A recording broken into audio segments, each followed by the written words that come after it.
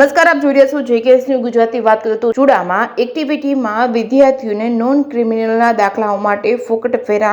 ચુડા મામલતદાર કચેરી ખાતે એક્ટિવિટી વિભાગમાં વિદ્યાર્થીઓને નોન ક્રિમિનલના દાખલાઓ માટે વર્ષ 1978 પહેલાનો જન્મનો દાખલો, સ્કૂલ લિવિંગ સર્ટિફિકેટ, 50ના સ્ટેમ્પ પેપર ઉપર સોગંદનામું, પેઢીનો આંબો જેવા વધારાના દસ્તાવેજો પુરાવાઓ વિદ્યાર્થીઓ પાસેથી રજૂ કરવા માટે કહેવામાં આવે છે. ત્યારે આ બધા દસ્તાવેજો પુરાવાઓ એકત્ર કરવામાં લાંબો સમય પસાર થતા વિદ્યાર્થીઓ રજડી પડતા હોય છે અને સ્કૂલમાં એડમિશન અને સ્કોલરશિપ માટે ઉપયોગમાં લેવામાં આવતા હોય છે. ત્યારે આ અંગે ખીમજીભાઈ મીઠાપરા, દિનેશભાઈ તેમજ હરીશભાઈ સહિતના કોંગ્રેસ પાર્ટીના કાર્યકરોએ ચુડા મામલતદાર વાયેજ પરમારને આવેદનપત્ર આપી રજૂઆત કરી હતી. ચુડા મામલતદાર વાયેજ પરમાર દ્વારા વિદ્યાર્થીઓની માંગને ન્યાય આપી બિનજરૂરી વધારાના પુરાવાઓ વિના દાખલાઓ કાઢી આપવા ખાતરી આપી હતી.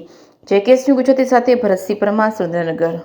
ખીમજીભાઈ કે મીઠાપરા આજે ચુડા તાલુકા મામલતદાર કચેરીએ ચુડા તાલુકાના આગેવાન તમામ જે કંઈ આવેદનપત્ર આપવા આવ્યા છે તે અનુસંધાને જે વિદ્યાર્થીઓ અને વિદ્યાર્થીનીઓ માટે જે નોન ક્રિમિનલ હોય, જાતિનો દાખલો હોય, આવકનો દાખલો હોય, તમામ દાખલાની અંદર જે કાયદેસર ડોક્યુમેન્ટ આપવાના હોય છે તે આપતા જ હોય છે.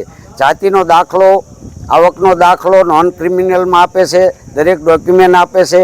પણ આ મામલતદાર કચેરીએ જે કંઈ અહીંયા જવાબદાર અધિકારી રહ્યા એ પોતાની મનમાની ચલાવી એમે રજૂઆત કરવા આવ્યા છીએ. તો જે કંઈ 1978 પહેલાંનું જે જાતિનો દાખલો કઢાવવો હોય કે નોન ક્રિમિનલ કઢાવવું હોય તો એની માટે જન્મ તારીખનો દાખલો અથવા સલટી તો 1978 પહેલાં કોઈ 99% ગ્રામ પંચાયતે જન્મ તારીખ લખાવવા માટે નહોતા જતા કે કોઈ પણ ભણવા નહોતા જતા. એ પરિસ્થિતિ કોઈ પણ પબ્લિકની હતી નહીં.